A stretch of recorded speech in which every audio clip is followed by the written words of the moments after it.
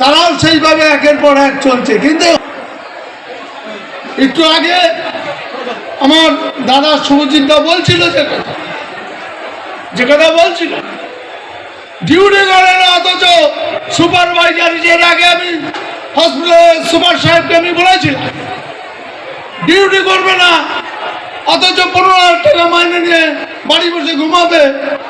কে বা কোনো মস্তনের পেছন পেছন ঘুরবে আর মাইনে দেবে সরকার? এ হতে পারে না। আমি যে কোম্পানি আছে, এখানে কোম্পানির নামগুলো আমি বলছি। রিলায়েন্স এক্সপ্লোরের সার্ভিস প্রাইভেট লিমিটেড, যদি কেউ থেকে থাকে তাদেরকে বলছি।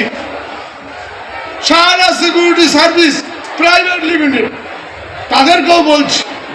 Nobel security service private limited, Sterling Sagardighi contract limited, standards business syndicate মানে কিচেনের limited, Kundu traders, PK Pachal, BS company medical, BRAC, Sterling dialysis, যারা senior trading corporation, Kole medical agency. এই যে এতগুলো কোম্পানি একের পর এক কলকাতায় বসে যা খুশি তাই করে যাচ্ছে, সেটা আমরা আইএনটিটিসির পক্ষ থেকে মেনে নেব না। আমি সুপার সাহেবকে বলেছিলাম যে স্যার, ডিউটি না করলে তার কোনো রাখা হবে না, তাকে কোনো পয়সা দেওয়া হবে না। আমি গোপালদাকেও বলেছিলাম, চেয়ারম্যানকে, আমি আমাদের জেলা সভাপতি বিশ্বজিৎ দাসকেও বলেছিলাম যে হসপিটালে এখানে মস্তানের যুগ হয়ে গেছে নাকি, দলটা সেই জায়গায় নেই।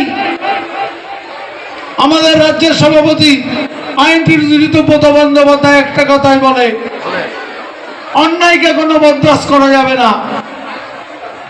যেরকম বন্যায় কিছু কিছু নার্সিংহোম আছে, এই খেটে খাওয়া মানুষ, মেহনতি মানুষ, তাদেরকে 12 ঘন্টা ডিউটি করে 4,000-5,000 টাকা দিচ্ছে। এটা আমাদের ট্রেড ইউনিয়নের নীতিতে নেই। আমাদের মমতা বন্দ্যোপাধ্যায় একটি কথাই বলছে, গরিব মানুষের দিকে থাকো, সবসময় গরিব মানুষের পাশে থাকো। দেখুন, মমতা বন্দ্যোপাধ্যায় যবে থেকে মুখ্যমন্ত্রী হয়েছে তবে থেকে, আগে 34 বছর সিপিএম জামানায় কি দুর্নীতি হয়েছে, সেই সব মুক্ত হয়ে গেছে বাংলা। দুর্নীতির সঙ্গে কোনো আপোষ নয়, যেটা আমাদের এখানকার সভাপতি, বনগাঁ জেলা সভাপতি নারায়ণ দাও যেটা বললেন, দুর্নীতির সঙ্গে তৃণমূল কংগ্রেস কোনোদিন আপোষ করবে না। আর সেই কারণে 2011 সালের পর থেকে আজ 2024 দাঁড়িয়ে বনগাঁ জেলায় যে দুর্নীতি ছিল, সমস্ত দুর্নীতিকে আজ, দুর্নীতি থেকে এবং সন্ত্রাস থেকে বনগাঁ জেলা কিন্তু আজকে মুক্ত, প্রত্যেকের ঐকান্তিক প্রচেষ্টা।